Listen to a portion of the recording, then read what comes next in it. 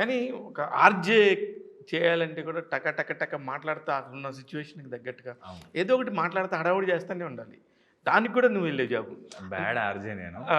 అయితే విచిత్రంగా నాకు కూడా ఆళ్ళు మరి పసిగట్టారేంటో తెలీదు గానీ, జ్ఞానపీఠ అవార్డ్ గ్రహీతలు, లేకపోతే మ్యూజిక్ డైరెక్టర్స్, సినిమా రిలేటెడ్‌వే ఇచ్చేవి. మేజర్‌గా మోస్ట్ చదవడమే ఉంటది నాది. ఇంటరాక్ట్ అవ్వడం చాలా తక్కువ. చాలా తక్కువుండేది. సో, నేను చదువుతూ ఉంటే చర్చ్ పాస్టర్ సండే రోజు చదివినట్టు ఉండేది తప్ప, ఆర్‌జే చేసినట్టు ఉండేది కాదు. సో, అది ఆర్‌జే అనగా వద్దు ఇప్పుడు ఆ టాపిక్ వద్దు అనిపిస్తది.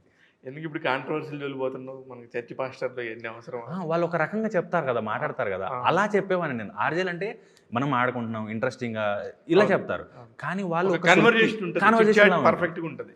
పాస్టర్ ఏంటంటే ఒక రిథమిక్‌గా ఉంటది. హ్మ్. నాది అలా ఉండేది. వాళ్ళని అబ్యూస్ చేయడం కాదు. అలా మాట్లాడుతున్నాను చిచి నా అబ్యూజ్ సౌండింగ్ అని. చేయడానికి అసలు నా సందర్భమే కాదు. అదే. నా ఉద్దేశ్యం అది కాదు. కానీ ఇక్కడ ఈ తూచన్నా కూడా అక్కడ ఏదో జరిగిపోయినట్టుగా యాహ్! యాహ్! మాట్లాడుకుంటా లేదు నేను ఆళ్ళని ఏమి అనట్లేదండి. నేను అంటే నన్ను మాట్లాడే విధానం అలా ఉందన్నారు తప్పితే నేను నేను ఎవరి జోలికి పోదలుచుకోలేదు.